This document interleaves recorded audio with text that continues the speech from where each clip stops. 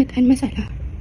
Penyataan masalah yang pertama ialah produk yang ada dalam pasaran kebanyakan mempunyai bahan kimia seperti amonia, sodium hipoklorit yang dapat memudaratkan kesihatan. Yang kedua ialah isu pencemaran alam sekitar yang mungkin berlaku disebabkan pembuangan sabut kelapa yang tidak diguna pakai pada masa kini. Objektif. Untuk objektif pula, terdapat dua. Yang pertama ialah membangunkan produk pencuci lantai yang mesra alam berasaskan sabut kelapa dan cengkerang yang diberi nama Eco-Kosher Scrub. Dan yang kedua ialah penerimaan pengguna terhadap Eco-Kosher Scrub. Novelty. Eco-Kosher Scrub merupakan produk incremental novelty, iaitu produk pencuci lantai yang dibuat penambahbaikan yang berstruktur scrub serta menggunakan bahan-bahan mesra alam.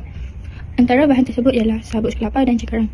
Seperti yang diketahui ramai, sabut kelapa yang tidak diguna pakai akan dijadikan sebagai bahan pembakar.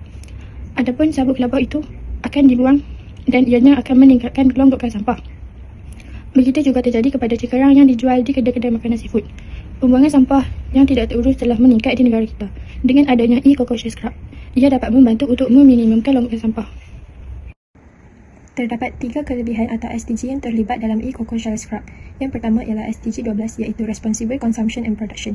Dengan menggunakan bahan semula jadi seperti sabut kelapa dan cengkerang, ini akan meminimumkan penggunaan bahan kimia dan sisa biodegradasi boleh digunakan untuk menjadikan produk baharu yang boleh dipasarkan. Yang kedua ialah SDG 14 iaitu Life Below Water. Menggunakan bahan semula jadi seperti cengkerang yang dianggap sebagai sisa buangan adalah salah satu cara kita mengurangkan kebergantungan terhadap bahan mentah buatan manusia yang mungkin boleh mencemarkan alam. Secara tidak langsung kita dapat menyelamatkan haiwan atau hidupan di laut jika kita menggunakan cengkerang di dalam inovasi yang boleh dibangunkan.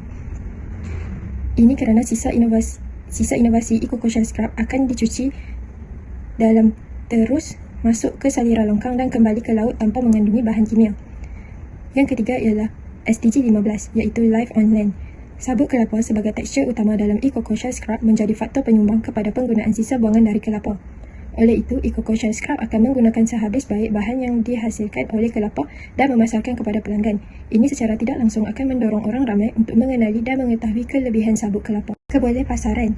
Yang pertama ialah kami memasarkan produk Eco-Kosher Scrub ini kepada pengguna yang ingin menyelesaikan masalah lantai dicemari minyak seperti minyak masak, minyak enjin dan lain-lain. Selain itu, Eco-Kosher Scrub ini juga boleh dipasarkan kepada pengguna yang mengalami masalah alahan terhadap bahan pencuci lantai seperti penghidap eczema dan kulit sensitif.